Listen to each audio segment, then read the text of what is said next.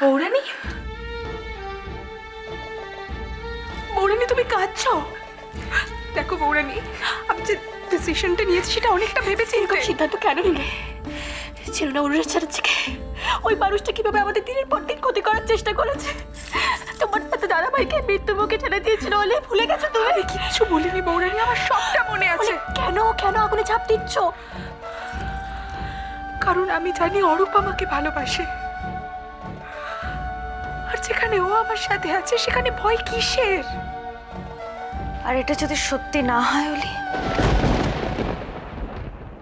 এসব তুমি কি বলছো বৌমনি? না না, এটা সত্যি হতে পারে না। আমি জানি অরূপ আমাকে খুব ভালোবাসে, আমি ওকে অনেক কাছ থেকে দেখেছি। তুমি সেটাই দেখেছো অলি, যেটা অরূপ তোমাকে দেখাতে চেয়েছে।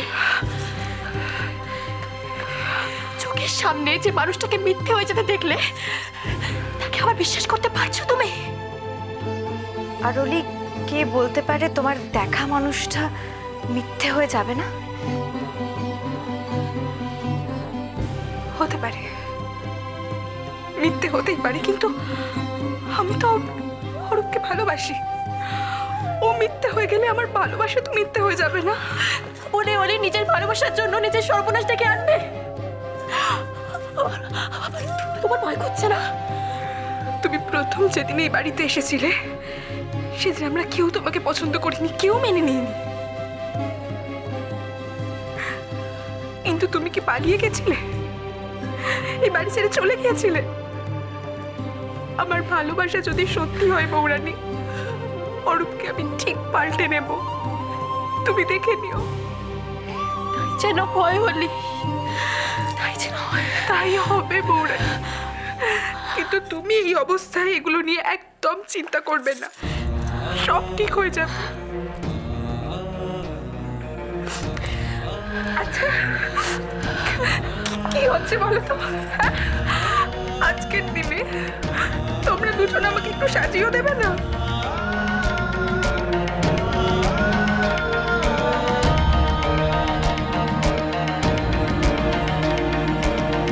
তুমি বুঝতে পারছো পার্থ? ওই লোকটা প্ল্যান করে ওলিকে এখান থেকে নিয়ে যাচ্ছে। আমরা তো সবাই জানি অরুণেশ চ্যাটার্জি কত বড় একটা ফ্রড। হ্যাঁ, আমরা কিছু করতে পারি না, তুমি কিছু করতে পারো না? তুমি একটু মাথা ঠান্ডা করো শ্রী, এক্ষেত্রে আমার কিচ্ছু করার নেই। ওলিকে আমাদের চোখের সামনে দিয়ে লোকটা নিয়ে চলে যাবে, আমরা কেউ কিচ্ছু করতে পারবো না। কেন বলো, কেন কেন? ওফ, একটু বোঝার চেষ্টা করো শ্রী। অরূপ যদি সত্যি অরুণেশ চ্যাটার্জির ছেলে হয় আর অলি যদি স্বইচ্ছায় ওর শ্বশুর বাড়িতে যেতে চায়, সেক্ষেত্রে আইনের কিছু করার থাকে না, আমি কিচ্ছু করতে পারবো না। না, আমি কিছুতেই অলিকে এই বাড়ি থেকে যেতে দেবো না পার্থ, কিছুতেই না। কি বলছো কিছু পড়া? হ্যাঁ, উনি বিয়ে হয়ে গেছে, আর বিয়ের পরে মেয়েদের কাছে শ্বশুর বাড়িটাই সব। বাপের বাড়ি চিরকালের জন্য থাকে না মেয়েদের জীবনে। সেটা আমিও জানি, কিন্তু অরুণেশ চ্যাটার্জির মতো একটা মানুষের বাড়িতে অলিকে আমি কিছুতেই যেতে দিতে পারি না। আচ্ছা, আমি তোমার কথা অনুযায়ী মেনে নিলাম যে অরুণেশ চ্যাটার্জি খুব খারাপ লোক, কিন্তু অরূপ ও তো কত ভালো ছেলে। তুমি যদি এখন ওকে আটকাতে বলো তাহলে তো সম্পর্কটা শেষ করে দেওয়া হয়। হ্যাঁ, তুমি এটা চাইছো? কেমন পেশি তুমি? এই একই কথা তো আমি আপনাকেও বলতে পারি। কেমন মা আপনি? হ্যাঁ, অরুণেশ চ্যাটার্জি কেমন মানুষ সেটা জেনেও ওই লোকটার বাড়িতে আপনার নিজের মেয়েকে পাঠাতে চাইছেন? শুনুন বিদিশা দেবী, আজ আপনি হাজার চেষ্টা করলেও আমাকে আটকাতে পারবেন না। দরকার হলে আমি একাই গিয়ে ওলিকে আটকাবো, কিছুতেই এখান থেকে যেতে দেব না।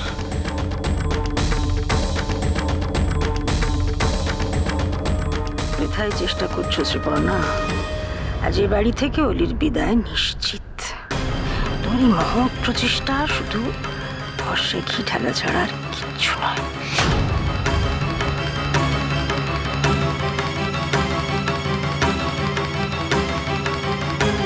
এই বিপদের হাত থেকে আমাদের একমাত্র বাঁচাতে পারে ছোট বৌদি, কিন্তু ছোট বৌদি কোথায়?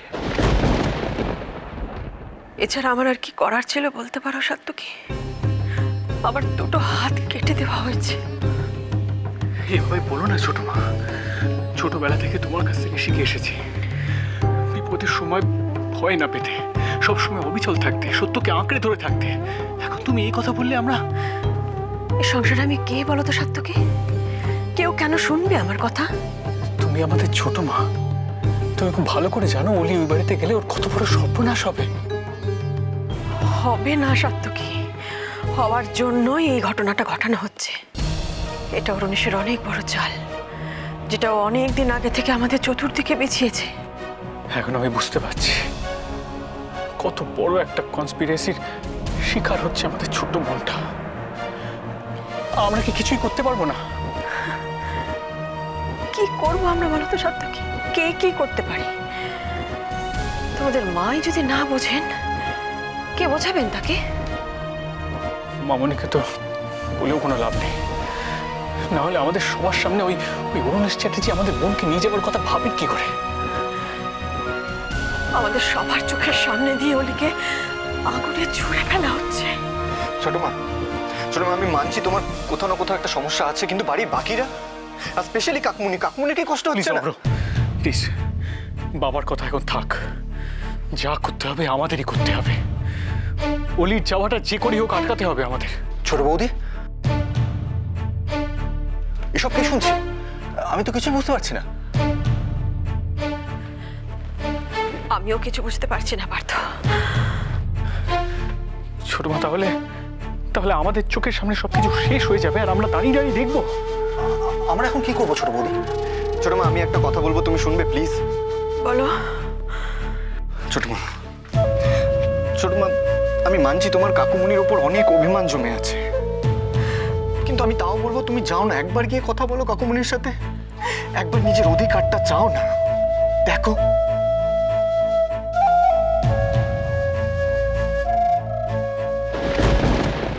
না হাব্র, জীবনে কোনোদিন কারোর কাছে কিচ্ছু চাইনি।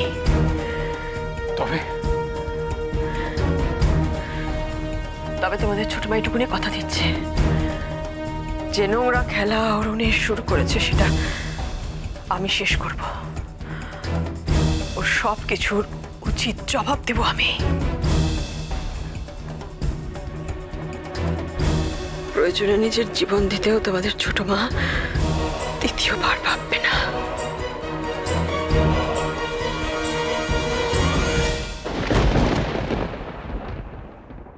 তুই কেন ভাববি না অলি? হ্যাঁ, তুই তো এখনো ছেলে মানুষ নোস। নিজের ভালো মন্দ তো তোকে বুঝতে হবে, নইলে যে তোকে আর কেউ বাঁচাতে পারবে না। প্লিজ বিশুনা, ওকে একটু বোঝাও। এতক্ষণ ধরে আমি আর কনককে বোঝাতে বোঝাতে লিটারালি হাঁপিয়ে গেছি।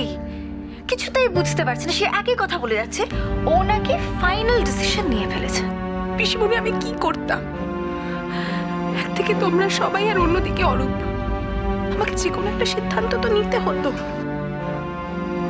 তাই বলে তুই এত বড় একটা সিদ্ধান্ত এরকম হুট করে নিয়ে ফেলবি অলি? আচ্ছা বেশ, আমি মানলাম যে তোকে একটা সিদ্ধান্ত নিতে হতো, কিন্তু এত তাড়াহুড়ো কিসের অলি? তুই ওদের কাছে একটু সময় চেয়ে নিতে পারতি। দুদিন পরে তুই যদি কোনো সিদ্ধান্ত নিতিস, তাহলে কি অরূপ তোকে আর অ্যাকসেপ্ট করতো না? আমি তখন কিছু বুঝতে পারিনি পিসিমণি। আসলে পুরো ঘটনাটা এত তাড়াতাড়ি ঘটে গেল আমার বোঝার আগে। আমি তো এর জন্য তোকে বললাম অলি, তুই যেটা করছিস সেটা ঠিক করিসনি। আচ্ছা আচ্ছা, শোন শোন শোন, তুই যদি বলিস তো আমি আমি আমি সবার সাথে কথা বলে দেখতে পারি। না পিসিমণি, তুমি কারোর সাথে কোনো কথা বলবে না। তাড়াহুড়োর মধ্যে আমি একটা সিদ্ধান্ত নিয়েছি ঠিকই, কিন্তু পরে যখন আমি ভেবে দেখলাম তখন আমার মনে হলো আমি কোনো ভুল করিনি।